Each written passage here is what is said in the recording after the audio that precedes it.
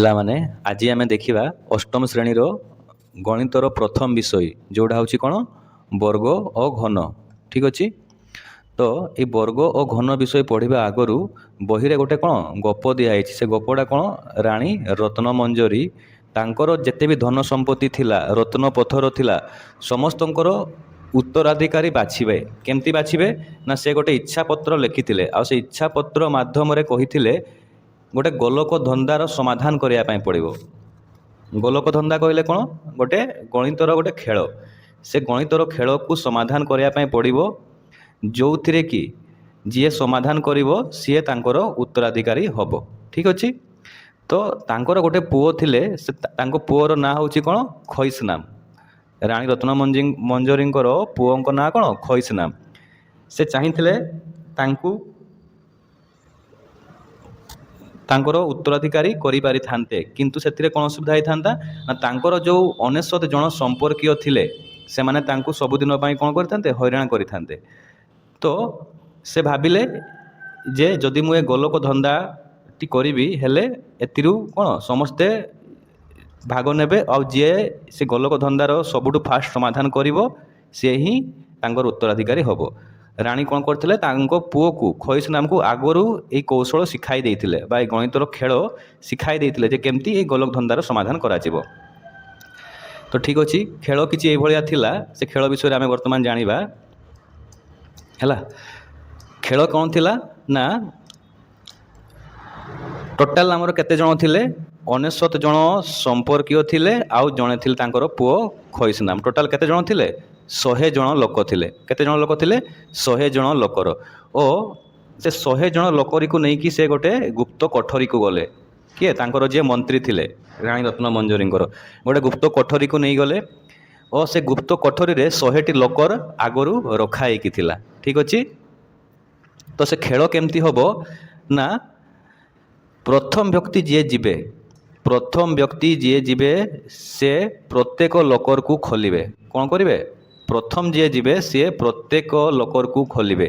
ଦ୍ୱିତୀୟ ବ୍ୟକ୍ତି ଯିବେ ଯିଏ ସିଏ କ'ଣ କରିବେ ପ୍ରତ୍ୟେକ ଦ୍ୱିତୀୟ ଲୋକରକୁ ଖୋଲିବେ ବା ବନ୍ଦ କରିବେ। ତା ମାନେ କ'ଣ ଖୋଲା ଥିଲେ ବନ୍ଦ କରିବେ ଓ ବନ୍ଦ ଥିଲେ ଖୋଲିବେ। ସେଇଭଳିଆ ଭାବରେ ତୃତୀୟ ବ୍ୟକ୍ତି ଯିଏ ଯିବେ ସିଏ ପ୍ରତ୍ୟେକ ତୃତୀୟ ଲୋକରକୁ ଖୋଲା ଥିଲେ ବନ୍ଦ କରିବେ ଓ ବନ୍ଦ ଥିଲେ ଖୋଲିଦେବେ। ତୃତୀୟ ଲୋକର କହିଲେ କେଉଁଗୁଡ଼ା ତୃତୀୟରେ ଯେଉଁ ଲୋକର ଥିବ, ଷଷ୍ଠରେ ଯେଉଁ ଲୋକର ଥିବ, ନବମରେ ଯେଉଁ ଲୋକର ଥିବ ସେଇ ଲୋକର ଗୁଡ଼ାକୁ ବା ସେ ବାକ୍ସ ଗୁଡ଼ିକୁ ସେ କ'ଣ କରିବେ ଖୋଲିବେ।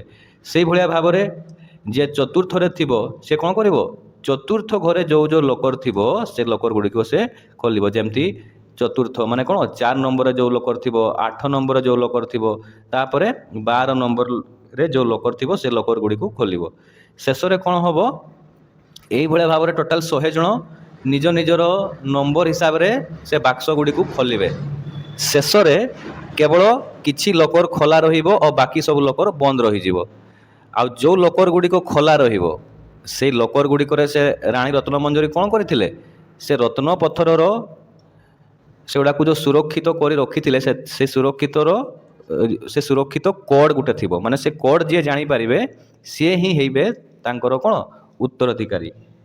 ତ ଏଇ ଖେଳଟା କେମିତି ହେଲା ଏଠି ତ ଲେଖା ଅଛି, ତାକୁ ମୁଁ ବୁଝାଉଛି ଆଉ ଥରେ ଭଲସେ ଟିକେ ଦେଖ, ସମସ୍ତେ ବୁଝିବା ପାଇଁ ଚେଷ୍ଟା କରୁଛି।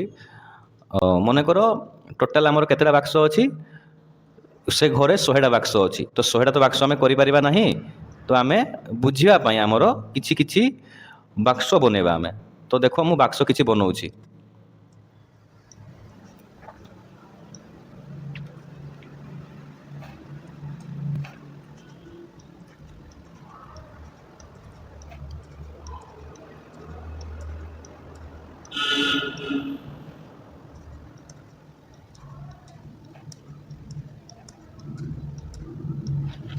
ତ କିଛି ଗୋଟେ ବାକ୍ସ ମୁଁ ବନେଇଲି। ଏ ବାକ୍ସରେ ପ୍ରଥମ ମୁଁ ନମ୍ବରିଂ କରିଦେଉଛି। ମାନେ ଟୋଟାଲ 100ଟା ବାକ୍ସ ଥିଲା। ତ ଏଇଟା ହେଉଛି 1, ଏଇଟା ହେଉଛି 2, ଏଇଟା ହେଉଛି 3, ଏଇଟା ହେଉଛି 4, ଏଇଟା ହେଉଛି 5, 6, 7, 8, 9, 10, 11, 12, 13, 14, 15, 16, 17, 18, 19, 20, 21। तो टोटाल केतेटा बाक्स कराला 21 बाक्स कराला। तो एथिरे खेल केमती थिला जी प्रथम व्यक्ति जी जीवे सी कौन करेंगे प्रत्येक बाक्स को से खोल कौन कर प्रत्येक बाक्स को से खोलीदेवे। प्रथम व्यक्ति जी जीवे से प्रत्येक बाक्स को खोलीदेवे। एमती खोलीजे टोटाल 100टा बाक्स थी 100टा बाक्स को कौन करेंगे से खोलीदेवे। द्वितीय जी जीवे सी कौन करेंगे प्रत्येक द्वितीय घरे जो बाक्स थी ताकू खोला थिले बंद करिवो आ बंद थिले खोलीदेव। तो द्वितीय घरे माने कौन ये 2 नंबर घरे 2 नंबर घरे जो बाक्स थी ताकू कौन अच्छी खोला अच्छी ताकू से कौन करदेव बंद करदेव। तापर 2 नंबर पर द्वितीय घर कौट आसो 4 नंबर 2 नंबर 4 नंबरटा कौन अच्छी खोला अच्छी ताकू से बंद करदेव। से भाव में 6 नंबरटा खोला अच्छी बंद करदेव 8 नंबरटा खोला अच्छी बंद करदेव 10 नंबरटा खोला अच्छी बंद करदेव 12 नंबरटा खोला अच्छी बंद करदेव। से भाव में 14 नंबर खोला अच्छी बंद करदेव 16 नंबर खोला अच्छी बंद करदेव। प्रत्येक द्वितीय घर 18 नंबर खोला अच्छी बंद करदेव 18 पर तापर द्वितीय घर कौटा हम 20 माने गोटे छाड़ी 20 ये भाव में 22 आसो 24 आसो ये के 100 पर्यंत जीव। ठीक अच्छे तापर जी तृतीय घरे तृतीय जो व्यक्ति आसवे से कौन करेंगे तृतीय घरे जो जो बाक्स अच्छी तृतीय घरे कौटा अच्छी 3 नंबर घर तापर 6 नंबर घर तापर 9 नंबर घर। तो 3 नंबर घर खोला अच्छी ताको कौन कर से बंद करदेव। तापर 6 नंबर खोला 6 नंबर घर कौन अच्छी ये देख ध्यान देखिए 6 नंबर घर कौन अच्छी बंद अच्छी ताकू से कौन करदेव पुणी थे खोलीदेव। तापर 9 नंबर घर कौन अच्छी 9 नंबर घर खोला अच्छी तो ताकू कौन करदेव से बंद करदेव। ठीक अच्छे 9 नंबर घरटा बंद हो। तापर 12 नंबर घर कौन अच्छी खोला अच्छी तो ताकू कौन कर से आउे बंद करदेव ना 12 नंबर घर बंद अच्छी ताकू से आउे खोलीदेव। ये भाव में 15 नंबर कौन अच्छी खोला अच्छी ताकू से कौन कर बंद करदेव। से भाव में 18 नंबर बंद अच्छी खोलीदेव 18 पर के तृतीय घर हम 21 21टा कौन अच्छी खोला अच्छी ताकू से बंद करदेव। ठीक अच्छे यही भाव में जे चतुर्थ घरे जी थी से प्रथम जाकि 4 नंबर घर को जीव 4 नंबर देख 4 नंबरटा बंद अच्छी ताकू से कौन कर खोलीदेव। 4 पर से कौटी जीव 8 को 8 देख 8 नंबर कौन अच्छी घर बंद अच्छी ताकू से खोलीदेव। तापर 8 पर जीव 12 12 देख कौन अच्छी खोला अच्छी ताकू से कौन करदेव बंद करदेव। 12 पर चतुर्थ घर कौन 16 16 देख कौन अच्छी बंद अच्छी ताकू से कौन करदेव खोलीदेव। 16 पर 20 20 कौन अच्छी बंद अच्छी ताकू से खोलीदेव। यही भाव में जी पंचम व्यक्ति थी से भाया पंचम घर को जीव खोला अच्छी बंद करदेव। तापर 10म घर को जीव 10म घर 10 नंबर घर कौन बंद अच्छी ताकू से खोलीदेव। 10 पर पंचम घर कौटा 15 बंद अच्छी ताकू से खोलीदेव। तापर 20 20 देख कौन अच्छी खोला अच्छी तापर से बंद करदेव। से भाव में जी 6 नंबर जो व्यक्ति जीव से 6 नंबर घर को जीव 6 नंबर देख खोला अच्छी ताकू से बंद करदेव। तापर 12 नंबर घर को जीव तापर 18 नंबर घर को जीव जाकि कौन कर खोला थिले बंद करदेव बंद थिले खोलीदेव एतकी कथा। तो यही भाव में जिते भी 100 जन लोक थे माने 69 जन संपर्कीय और राणींकर पुओ खईस नाम समस्ते जाइकी निज निजर काम करेंगे। कौन करेंगे जी जो नंबर पाई से नंबर घर गुड़ी को कौन करेंगे खोला थिले बंद करदे बंद थिले खोला रखिए खोलिकी आसबे। ठीक अच्छे तो यही भाव में आम 100 जाक तो देखी पारानी एतकी आम गोटे जिनस बुझापी चेष्टा करवा। एठू आम कौन देखुचे एठी आम गोटे जिनस आमको देखापी चेष्टा कर समस्ते। तो देख ये किछि गुड़ा एतकी समय भेला भितर किछि गुड़ा खोला रही जमती 4 नंबरटा वर्तमान पर्यंत खोला रही 6 नंबरटा खोला रही तापर 8 नंबर खोला रही 10 नंबर खोला रही किछि गुड़ा बंद हो जमती अधिकार अधिका अधिका लोक बढ़ीजे किछि गुड़ा खोला रही गुड़ा बंद रही जमती 4 नंबर घर देख 5 नंबर जी आसी जो लोक व्यक्ति से 4 नंबर को आसीपर कि आसीपर ना तो 4 नंबरटा खोला रहीगला। तापर 5 नंबर जी आसला से 5 रु आग को जीव 6 नंबर जी थी से 6 रु आग को जीव पछक आ फेरी पारनी 7 वाला 7 रु आग को जीव 8 वाला जी 8 रु आग को जीव 9 वाला जी 9 रु आग को जीव से भाव में कौन हम ये तो कौटा आम बर्तमान देख 4 खोला रही। तो एठू आम गोटे जिनस देखा एठू जी गणितर कौशल शिखि बा रत्नमंजरी जो कौशल शिक्षा माने देती सेठी से जानीपर आगु जे कौ बाक्सटा खोला रही कौ बाक्सटा बंद रही।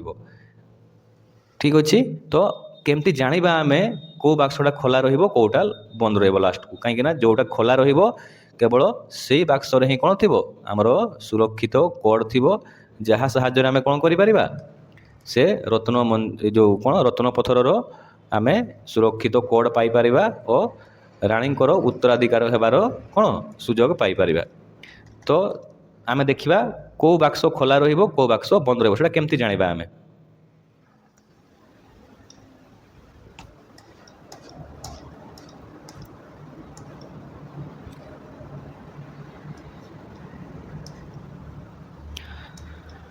तो केमती जानिबा देखो अबे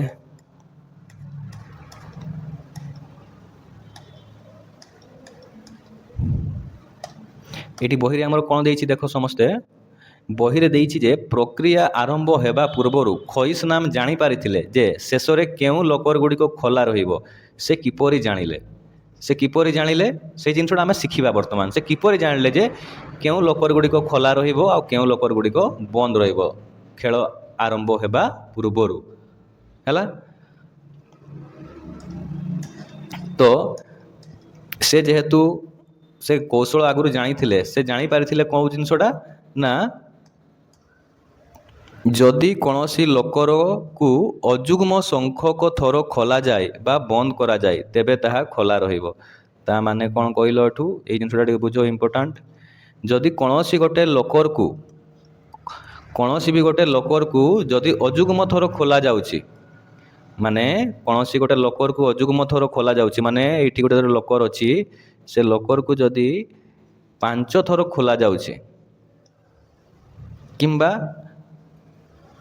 7 थर खोला जाउची किंबा 9 थर खोला जाउची अजुग्म थर ताहले से बाक्सटा कौन रहिबो खोला रहिबो कि बंद रहिबो केमती आमे जानि परिबा देखो एटा सिंपल जिनस प्रथमे खोला हला तापर ताकू बंद करा हला ताकू पुणी खोला हला पुणी बंद करा हला प्रथमे खोला हला पुणी बंद करा हला। तो देखो पुणी खोला हला पुणी बंद करा हला ताकू जदि आमे ताकू जदि 3 जण लोक आसिकी खोली थिबे तो तृतीय थर बेलकू कोन रहउची से खोला रहउची चतुर्थ बेलकू बंद रहउची पंचम बेलकू पुणी खोला रहउची 6 नंबर बेलकू बंद रहउची 7 बेलकू पुणी खोला रहउची। तो एठू आमे कोन जानिले जो भी बाक्स को अजुग्म थर कौन अजुग्म थर खोला होउची किंबा बंद करा होउची ताहाले सेटा लास्ट को कौन रहउची खोला रहिबो। ठीक अछि आमे देखिबा केंती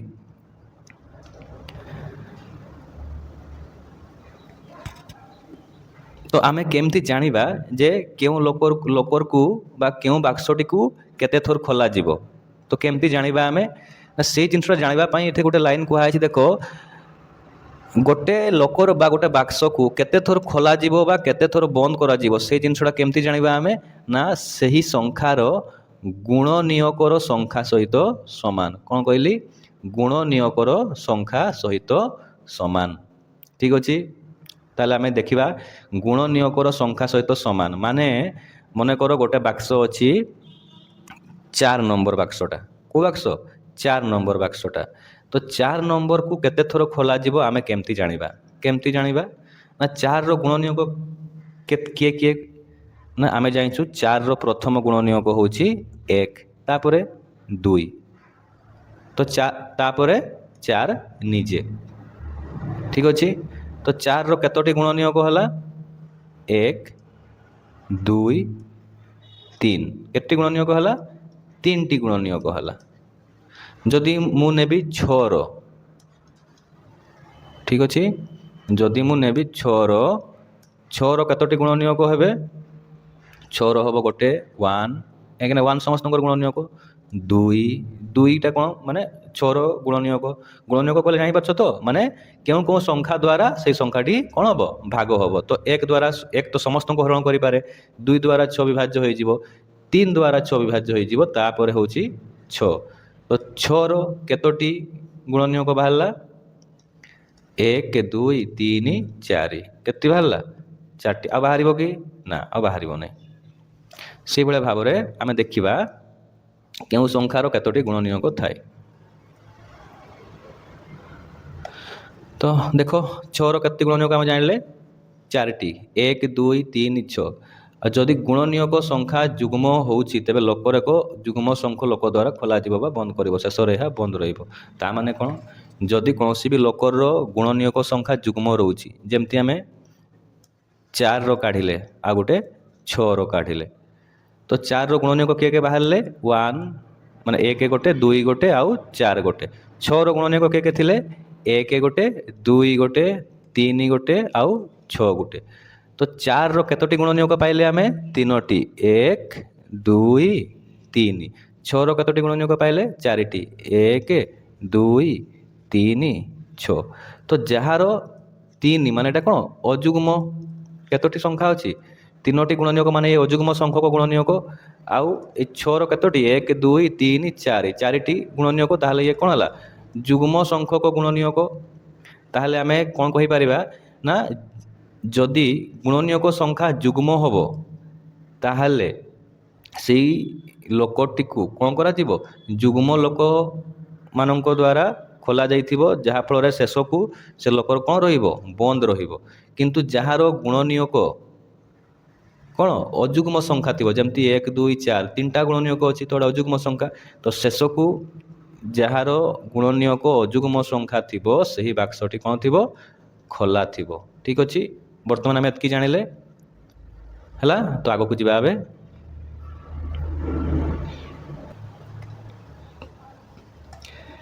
এইটি গোটে আমি প্রথম কোশ্চেন সে পচারা যে প্রত্যেক সংখ্যার যুগ্ম সংখ্যক গুণনীয়ক থাকে কি, হ্যাঁ না নাই?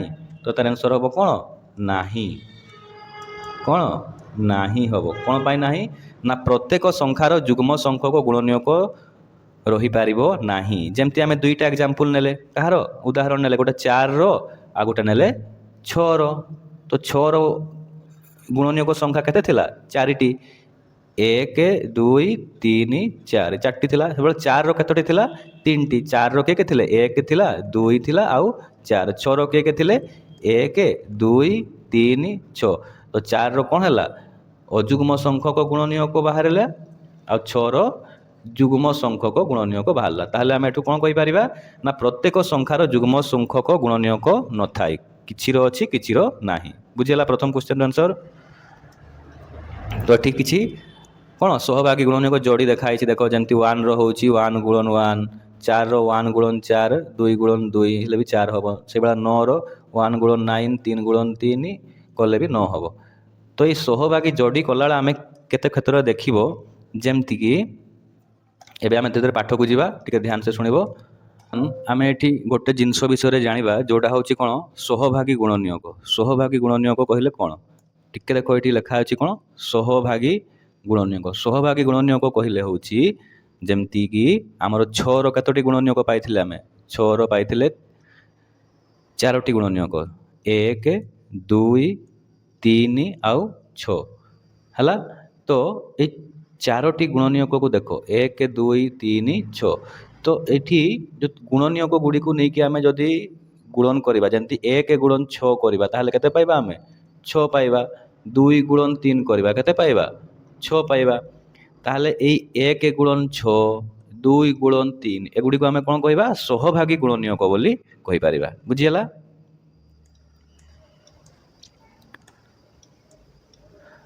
ସେଇଭଳିଆ ଭାବରେ ଦେଖ 1ରେ ବି କ'ଣ? 1 ଗୁଣନ 1 ଏଇଟା ହେଉଛି ଗୋଟେ କ'ଣ? ସହଭାଗୀ ଗୁଣନୀୟକ। ସେଇଭଳିଆ ଭାବରେ 4ର 1 ଗୁଣନ 4 ଗୋଟେ ସହଭାଗୀ ଗୁଣନୀୟକ, 2 ଗୁଣନ 2 ଗୋଟେ ସହଭାଗୀ ଗୁଣନୀୟକ। ସେଇଭଳିଆ 9ର ବି ପାଇବା ଆମେ, 1 ଗୁଣନ 9 କଲେ ବି 9 ପାଇବା, 3 ଗୁଣନ 3 କଲେ ବି 9 ପାଇବା। ଆଉ 9ର ଗୁଣନୀୟକ ଗୁଡ଼ିକ କିଏ କିଏ? 1 3 9। ସେଇଭଳିଆ 4ର ଗୁଣନୀୟକ କିଏ କିଏ? 1 2 4। ତ এই 4ଟା ଯେଉଁ ବାକ୍ସ ଅଛି, এই 4ଟା ବାକ୍ସରେ ଧ୍ୟାନ ଦିଅ, ଏଠି 4ଟି ଗୁଣନୀୟକ ଅଛି, ମାନେ ଯୁଗ୍ମ ସଂଖ୍ୟକ ଗୁଣନୀୟକ। ଏଠି 1 2 4 ମାନେ କ'ଣ? 3ଟି ଗୁଣନୀୟକ ଅଛି, ତା ମାନେ ଅଯୁଗ୍ମ ସଂଖ୍ୟକ ଗୁଣନୀୟକ। ଏଠି ବି କ'ଣ ଅଛି? ଅଯୁଗ୍ମ ସଂଖ୍ୟକ ଗୁଣନୀୟକ ଅଛି। ତ ଆମେ କେମିତି ଜାଣିବା ଯେ କେଉଁ ବାକ୍ସ ଖୋଲା ରହିବ, କେଉଁ ବାକ୍ସ ବନ୍ଦ ରହିବ, ସେ ବିଷୟରେ ଆମେ ଜାଣିବା।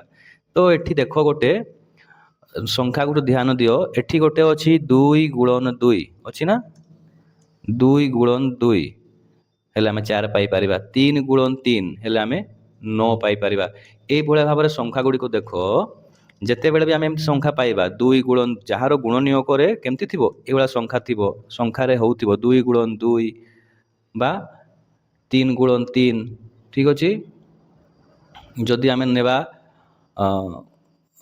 3 ଗୁଣନ 3 ତାହେଲେ କେତେ ପାଇବା? 9 ପାଇବା। ଯଦି ଆମେ ନେବା 4 ଗୁଣନ 4 କେତେ ପାଇବା? 16 ପାଇବା। ଯଦି ଆମେ ନେବା 5 ଗୁଣନ 5 ତାହେଲେ କେତେ ପାଇବା? 25 ପାଇବା। ମନେକର ଆମେ 36 ନେଉଛୁ, ତ 36ରେ ମଧ୍ୟ ଗୋଟେ ଏମିତି ଆମେ ଗୁଣନୀୟକ ଯୋଡ଼ି ପାଇବା। ସେ ଯୋଡ଼ିଟା କ'ଣ? 6 ଗୁଣନ 6 ହେଲା। ତ ଏଇଠି ଦେଖ ଏଇଭଳିଆ ସଂଖ୍ୟା ମାନେ 3 ଗୁଣନ 3 ଯୋଉଠି ଥିବ, 6 ଗୁଣନ 6, 4 ଗୁଣନ 4, 5 ଗୁଣନ 5, ଏଇଭଳିଆ ଭାବରେ ସଂଖ୍ୟା ଯୋଡ଼ି ଯୋଉଠି ଥିବ ତାଙ୍କର କ'ଣ ହବ ନା ଯେତିକି ଯେଉଁ ଗୁଣନୀୟକ ବାହାରିବ ସେଗୁଡ଼ିକ ଅଯୁଗ୍ମ ସଂଖ୍ୟା ବାହାରିବ ହେଲା। ତ ଆମେ ଯାହା ବି ଦେଖିଲେ ଏଠି କ'ଣ କ'ଣ କ'ଣ ଦେଖିଲେ? 1 ଗୁଣନ 1, 2 ଗୁଣନ 2, 3 ଗୁଣନ 3, 4 ଗୁଣନ 4, ଏହିସବୁ ସଂଖ୍ୟାକୁ କ'ଣ କୁହାଯାଉଛି? ବର୍ଗ ବା ବର୍ଗ ସଂଖ୍ୟା କୁହାଯାଉଛି। ମାନେ ଯଦି ଆମେ କୌଣସି ସଂଖ୍ୟାକୁ କ'ଣ କହୁଛି? ଯଦି ଆମେ କୌଣସି ସଂଖ୍ୟାକୁ ସେହି ସଂଖ୍ୟା ଦ୍ୱାରା ଗୁଣିଲେ, ଗୋଟେ ସଂଖ୍ୟାକୁ ଯଦି ଆମେ ସେହି ସଂଖ୍ୟା ଦ୍ୱାରା ଗୁଣିବା ତାହେଲେ ସେହି ଗୁଣଫଳକୁ ଉକ୍ତ ସଂଖ୍ୟାର ବର୍ଗ ବା ବର୍ଗ ସଂଖ୍ୟା କୁହାଯିବ। ମନେକର ଗୋଟେ ସଂଖ୍ୟା ନେଲି ମୁଁ 5, ଯଦି 5କୁ ଆମେ ସେହି ସଂଖ୍ୟା ଦ୍ୱାରା ଗୁଣିବା, ସେହି ସଂଖ୍ୟା ମାନେ କାହା ଦ୍ୱାରା? 5 ଦ୍ୱାରା, ତାହେଲେ ଗୁଣଫଳ ଯାହା ବାହାରିବ, ଗୁଣଫଳ କେତେ ବାହାରିବ? 25 ବାହାରିବ। ତାହେଲେ ଏହି ଗୁଣଫଳକୁ ଏହି ସଂଖ୍ୟାର କ'ଣ କୁହାଯିବ? ବର୍ଗ ବୋଲି କୁହାଯିବ। କ'ଣ କୁହାଯିବ? ବର୍ଗ ବୋଲି କୁହାଯିବ। ବୁଝିହେଲା? ତାହେଲେ ଏହି ଗପରେ ଶେଷରେ ଆମେ କ'ଣ ଜାଣିଲେ ନା ଯେଉଁ ସଂଖ୍ୟା ଗୁଡ଼ିକର ବର୍ଗ ସଂଖ୍ୟା ଥିବ, ମାନେ କେବଳ ବର୍ଗ ସଂଖ୍ୟା ଗୁଡ଼ିକର ଅଯୁଗ୍ମ ସଂଖ୍ୟକ ଗୁଣନୀୟକ ଥାଏ। କାହାର କାହାର ଅଯୁଗ୍ମ ସଂଖ୍ୟକ ଗୁଣନୀୟକ ଥିବ? ନା କେବଳ ବର୍ଗ ସଂଖ୍ୟା ଗୁଡ଼ିକର ଅଯୁଗ୍ମ ସଂଖ୍ୟକ ଗୁଣନୀୟକ ଥାଏ। କାରଣ ସେମାନଙ୍କର ପ୍ରତ୍ୟେକର ଏକ ଗୁଣନୀୟକ ଥାଏ ଯାହାର ବର୍ଗ ସଂଖ୍ୟା ସେହି ସଂଖ୍ୟା ସମାନ ହେଇଥାଏ। ତାହେଲେ ଆମେ କ'ଣ ଜାଣିଲେ? କେବଳ ବର୍ଗ ସଂଖ୍ୟା ଗୁଡ଼ିକର ଅଯୁଗ୍ମ ସଂଖ୍ୟକ ଗୁଣନୀୟକ ଥାଏ। ତେଣୁ ଯେଉଁ ଲୋକର ସଂଖ୍ୟା ଏକ ବର୍ଗ ସଂଖ୍ୟା ହେଇଥିବ ତାହା ଖୋଲା ରହିବ ହେଲା। ତାହେଲେ ଯେତେ ବି 1ରୁ 100 ଭିତରେ ଯେତେ ବି ବାକ୍ସ ଥିବ ସବୁଗୁଡ଼ା ଖୋଲା ରହିବ କି? ନା, କେବଳ ବର୍ଗ ସଂଖ୍ୟା ବାଲା ଲୋକର ଯେଉଁଗୁଡ଼ା ଥିବ ସେଇଗୁଡ଼ା ଖୋଲା ରହିବ। ଠିକ ଅଛି। ତାହେଲେ ତମେ ପ୍ରଥମ କ୍ୱେଶ୍ଚନ ହେଉଛି କ'ଣ? ଖୋଲା ଥିବା ଲୋକର ସଂଖ୍ୟା ଗୁଡ଼ିକ ଲେଖ। ତାହେଲେ ଗପରୁ ଯାହା ବୁଝିଲ ଏଇ ଫାର୍ଷ୍ଟ ଏଇ କ୍ୱେଶ୍ଚନର ଆନ୍ସର ଦେଇପାରିବ ନା କେଉଁ କେଉଁ ଲୋକର ଗୁଡ଼ିକ ଖୋଲା ଥିବ?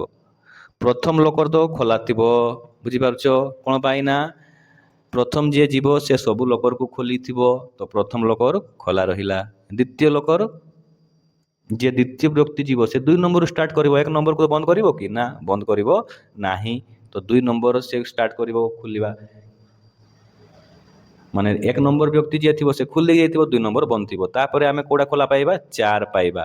4 ପରେ ପାଇବା 9, ତାପରେ 16, ତାପରେ 25, ତାପରେ 36, ତାପରେ 49, ତାପରେ 64, ତାପରେ 81 ହେଲା, ତାପରେ ପାଇବା 100।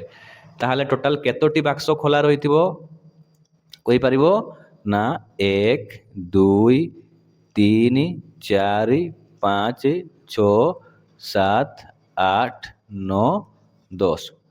ଟୋଟାଲ କେତେଟା ବାକ୍ସ ଖୋଲା ରହିବ? ଟୋଟାଲ 10ଟି ବାକ୍ସ ଖୋଲା ରହିଥିବ। ତାହେଲେ ଖଇସ୍ ନାମକୁ କ'ଣ ଜଣାଥିଲା ଆଗରୁ? ଯେ ନା ଯେଉଁ ଯେଉଁ ସଂଖ୍ୟା ଗୁଡ଼ିକ ବା ଯେଉଁ ବାକ୍ସ ଗୁଡ଼ିକ ବର୍ଗ ସଂଖ୍ୟାରେ ଥିବ ସେହି ଲୋକର ଗୁଡ଼ିକ କେବଳ ଲାଷ୍ଟକୁ ଖୋଲା ରହିବ। ତ ସିଏ ସବୁଠୁ ଫାଷ୍ଟ ତାର କ'ଣ କରିଥିବେ? ସମାଧାନ କରିଥିବେ ଯେ କ'ଣ ସେ ଯେଉଁ ବାକ୍ସ ଗୁଡ଼ିକ ବର୍ଗ ସଂଖ୍ୟାରେ ଥିବ ସେଇ ବାକ୍ସ ଗୁଡ଼ିକ ଲାଷ୍ଟରେ ଖୋଲା ଥିବ, ଆଉ ସେଗୁଡ଼ିକର କ'ଣ ସେ ଯାଇକି ଖୋଲିକି ସେଠିରୁ ଯେଉଁ ଆମର ସୁରକ୍ଷିତ କୋଡ଼ ଥିବ ତାକୁ ସେ ସଂଗ୍ରହ କରିଥିବେ ହେଲା। ଆଉ ଯାହାଫଳରେ ସେ କ'ଣ ଉତ୍ତରାଧିକାରୀ ହେଇଥିବେ କାହାର? ରାଣୀ ରତ୍ନ ମଞ୍ଜୁରୀର। ଠିକ ଅଛି। ତ ପ୍ରଥମ କ୍ୱେଶ୍ଚନର ଆନ୍ସର ଜାଣିପାରିଲ। ଦ୍ୱିତୀୟ କ୍ୱେଶ୍ଚନ ହେଉଛି କେଉଁ ଗୁଡ଼ିକ ଏହି 5ଟି ଲୋକର? ମାନେ କ'ଣ ଏଠି ତାହେଲେ ତମ ପାଇଁ କାମ ଦେଇଛି, ଏଟା ଆନ୍ସର ତ ମୁଁ କହିଦେଲି। କ'ଣ କ'ଣ ଆନ୍ସର ତାର ହେଲା ଏହାର? 1, 4, 6, 9, ତାପରେ 16, 25, 36, ତାପରେ 49, 64, ତାପରେ 81, ତାପରେ 100। ପ୍ରଥମ କ୍ୱେଶ୍ଚନ। ସେକେଣ୍ଡ କ୍ୱେଶ୍ଚନ କ'ଣ ଅଛି? କେଉଁ ଗୁଡ଼ିକ ଏହି ପାଞ୍ଚଟି ଲୋକର କ'ଣ ଅଛି ଖଇସ୍ ନାମ ସଙ୍ଗେ ସଙ୍ଗେ ଏହି 10ଟି ଲୋକରୁ ଶବ୍ଦ ସୂଚନା ସଂଗ୍ରହ କଲେ ଓ ବୁଝିପାରିଲେ। ଠିକ୍ ଦୁଇଥର ଛୁଆଁ ଯାଇଥିବା ପ୍ରଥମ 5ଟି ଲୋକର ସଂଖ୍ୟାର ନାମ କୁହ। ତାହେଲେ ତୁମେ ଏଇଟା କମେଣ୍ଟରେ ଜଣାଅ କେଉଁ କେଉଁ ବାକ୍ସ ପ୍ରଥମ 5ଟି କହିବ ତୁମେ ଯେଉଁଟାକୁ କି ଦୁଇଥର ଛୁଆଁ ଯାଇଥିବ ହେଲା। ଏଇଟା ତୁମେ କମେଣ୍ଟ ବକ୍ସରେ କମେଣ୍ଟ କରିବ। ତାପରେ ସେକେଣ୍ଡ କ୍ୱେଶ୍ଚନ୍ ହେଉଛି କେଉଁ ଗୁଡ଼ିକ ଏହି 5ଟି ଲୋକର ସେ 5ଟି ଲୋକର କେଉଁଗୁଡ଼ା ଥିବ। ଯେଉଁ ଲୋକର ଗୁଡ଼ିକ କେବଳ ଦୁଇଥର ଖୋଲା ବା ବନ୍ଦ ହେଉଛି ତାହା ହେଉଛି ମୌଳିକ ସଂଖ୍ୟା, କାରଣ ପ୍ରତ୍ୟେକ ମୌଳିକର ଗୁଣନୀୟକ ହେଉଛି 1 ଓ ସେହି ସଂଖ୍ୟା ନିଜେ। ତେଣୁ କୋଡ୍ ହେଉଛି 2 3 5 7 11। ତାହେଲେ ଏଠି ଆନ୍ସର ପାଇଗଲ ନା କେଉଁ ଗୁଡ଼ିକୁ କେବଳ ଦୁଇଥର ହିଁ ଖୋଲା ଯାଇଥିବ ସେ ଲୋକର ଗୁଡ଼ିକ ହେଉଛି 2 3 5 7 11। ଠିକ୍ ଅଛି, ଏଗୁଡ଼ାକୁ କେବଳ ଦୁଇଥର ହିଁ ଖୋଲା ଯାଇଥିବ। ତ ଏଇଟା ଗପ ଥିଲା ରାଣୀ ରତ୍ନମଞ୍ଜରୀ ବିଷୟରେ। ତ ଏଇଟା ଯଦି ବୁଝିପାରିଲ ଠିକ୍ ଅଛି, ଯଦି ବୁଝି ନ ପାରିଲ ଆଉ ଥରେ ଦେଖିଦେବ। ଯଦି ଯଦି ତଥାପି ବୁଝି ନ ପାରିଲ କମେଣ୍ଟରେ ଜଣାଇବ, ମୁଁ ଆଉ ଥରେ ଏଟାକୁ ଆଉ ଥରେ ସହଜରେ ଆଉ ଟିକେ ବୁଝିବା ପାଇଁ ଚେଷ୍ଟା କରିବି। ବର୍ତ୍ତମାନ ପାଠକୁ ଯିବା। ତ ଏଇ ଗପରୁ ଆମେ କିଛି ଜିନିଷ ଶିଖିଲେ। ପ୍ରଥମ କ'ଣ ଶିଖିଲେ? ବର୍ଗ ସଂଖ୍ୟା ବିଷୟରେ ଶିଖିଲେ। କ'ଣ ଶିଖିଲେ? ବର୍ଗ ସଂଖ୍ୟା। ତ ବର୍ଗ ସଂଖ୍ୟା ଆମେ କାହାକୁ କହୁଛୁ ନା ବର୍ଗ ସଂଖ୍ୟା ଆମେ କାହାକୁ କହୁଛୁ ଯେମିତି ହେଲା 1 4 9 16 ଏଗୁଡ଼ାକୁ ଆମେ କ'ଣ କହୁଛୁ? ବର୍ଗ ସଂଖ୍ୟା। ତା ମାନେ କ'ଣ? ଏଠି ଗୋଟେ ଚିତ୍ର ମାଧ୍ୟମରେ ବୁଝାଇବା ପାଇଁ ଚେଷ୍ଟା କରାଯାଇଛି ବହିରେ। ମନେକର ଏଇଟା ଗୋଟେ ବର୍ଗ ଚିତ୍ର, ଆଉ ଏଇ ବର୍ଗ ଚିତ୍ରର ପ୍ରତ୍ୟେକ ବାହୁର ଦୈର୍ଘ୍ୟ କେତେ ଅଛି? ମନେକର ଏଇ ପ୍ରତ୍ୟେକ ବାହୁର ଦୈର୍ଘ୍ୟ ଅଛି 1 ସେଣ୍ଟିମିଟର ବା 1 ବର୍ଗ ଏକକ। ଏଟା 1 ଅଛି, ଏଇଟା ବି 1 ଅଛି, ଏଇଟା ବି 1, ଏଇଟା ବି 1, ଏଇଟା ବି 1। ତାହେଲେ ଯଦି ଆମେ ଏଇ ବର୍ଗ ଚିତ୍ରର କ୍ଷେତ୍ରଫଳ କାଢ଼ିବା ତାହେଲେ କ'ଣ ହେବ? ଆମେ ବର୍ଗ ଚିତ୍ରର କ୍ଷେତ୍ରଫଳ କ'ଣ ଜାଣିଛୁ? ବାହୁ ଗୁଣନ ବାହୁ। ଏଇଟା କ'ଣ? ବର୍ଗ କ୍ଷେତ୍ରର କ୍ଷେତ୍ରଫଳ। କ'ଣ ଏଇଟା? କ୍ଷେତ୍ରଫଳ। ତ ଯଦି ଆମେ ଏଇ ବର୍ଗ ଚିତ୍ରକୁ ନେବା ତାହେଲେ ଏହାର କ୍ଷେତ୍ରଫଳ କେତେ ହେବ? 1 ଗୁଣନ 1 ସମାନ କେତେ ହେଇଯିବ? 1 ହେବ। ଯଦି ଆମେ ଆଉ ଟିକେ ବଡ଼ ବାଲାକୁ ନେବା, ମନେକର ଏହାର ବାହୁର ଦୈର୍ଘ୍ୟ 2 ନେଲୁ, ଏତାର ବି 2, ଏତାର ବି 2, ଏତାର ବି 2, ତାହେଲେ ତାର କ୍ଷେତ୍ରଫଳ କେତେ ହେଇଯିବ? 2 ଗୁଣନ 2 ସମାନ ହେଇଯିବ 4। ଯଦି ଆମେ 3 ନେଲୁ, ଏଟାକୁ ବି 3, ଏଟାକୁ ବି 3, ଏଟାକୁ ବି 3, ତାହେଲେ କ'ଣ ହେଇଯିବ କ୍ଷେତ୍ରଫଳ? 3 ଗୁଣନ 3 ସମାନ 9। ତାପରେ ଯଦି 4 ନେବା ଆମେ କେତେ ହେବ? 4 ଗୁଣନ 4 ସମାନ 16। ତ ବର୍ଗ କ୍ଷେତ୍ରର କ୍ଷେତ୍ରଫଳ ସବୁବେଳେ କ'ଣ ହୁଏ? ଗୋଟେ ବର୍ଗ ସଂଖ୍ୟା ହିଁ ହୁଏ। ତାହେଲେ ସେ ସଂଖ୍ୟା ଗୁଡ଼ିକୁ କ'ଣ କ'ଣ ଅଛି ଆମେ ଦେଖିବା। ଆଉ କ'ଣ ଦେଇଛି ବହିରେ?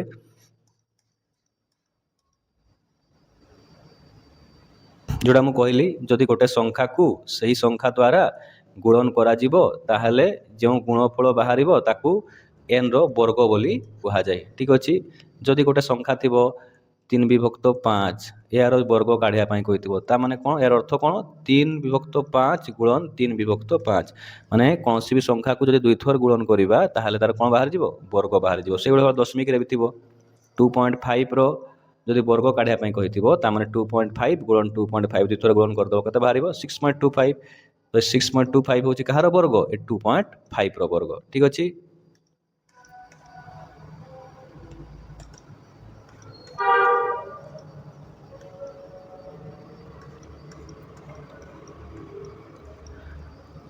ତାହେଲେ ପୂର୍ଣ୍ଣବର୍ଗ ସଂଖ୍ୟା ସମ୍ବନ୍ଧୀୟ ସଂରଚନା ଓ ଧର୍ମ।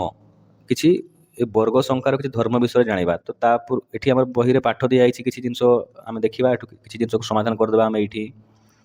ତ 1ର ବର୍ଗ ହେଉଛି 1, 2ର ବର୍ଗ 4, 3ର ବର୍ଗ 9, 4ର ବର୍ଗ 16, 5ର ବର୍ଗ 25। କେମିତି ବାହାରୁଛି ଏଇଟା? ମାନେ 1ର ବର୍ଗ 1 ମାନେ 1 ଗୁଣନ 1, 2ର ବର୍ଗ 2 ମାନେ 2 ଗୁଣନ 2, 3ର ବର୍ଗ 9 ମାନେ 3 ଗୁଣନ 3, 4ର ବର୍ଗ 16 ମାନେ 4 ଗୁଣନ 4 କରିବ, 5ର ବର୍ଗ 25 ମାନେ 5 ଗୁଣନ 5 କରିବ, 6ର ବର୍ଗ 36 ମାନେ 6 ଗୁଣନ 6 କରିବ, 7ର ବର୍ଗ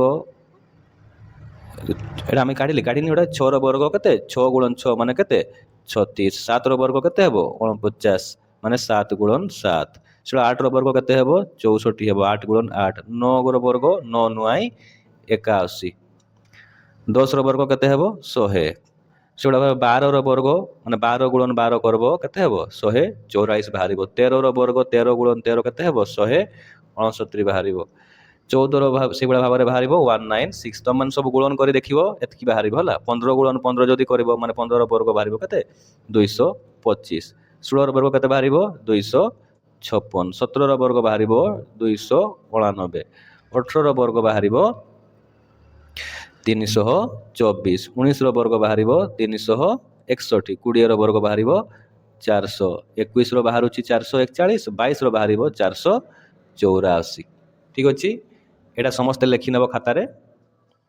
ଆମେ ଏଠି ଚେଷ୍ଟା କରିବା କେତେ ପର୍ଯ୍ୟନ୍ତ 30 ପର୍ଯ୍ୟନ୍ତ କାଢ଼ିବା ପାଇଁ। ମାନେ 23ର ବର୍ଗ କେତେ ହେବ ଏଠି ଲେଖିବ, 24ର ବର୍ଗ କେତେ ହେବ ଲେଖିବ, 25ର ବର୍ଗ କେତେ ହେବ ଲେଖିବ, 26ର ବର୍ଗ କେତେ ହେବ ଲେଖିବ, 27ର ବର୍ଗ କେତେ ହେବ ଲେଖିବ, 28ର ବର୍ଗ କେତେ ହେବ ଲେଖିବ, ଆଉ 29ର ବର୍ଗ କେତେ ହେବ ଲେଖିବ, 30ର ବର୍ଗ କେତେ ହେବ ଲେଖିବ। ଏଇଟା ତୁମ ପାଇଁ ପାଠ, ତୁମେ ଲେଖିବ ଆଉ କମେଣ୍ଟରେ କମେଣ୍ଟ କରି ଜଣାଇବ କେତେ କ'ଣ ହେଉଛି ଏଗୁଡ଼ା ହେଲା।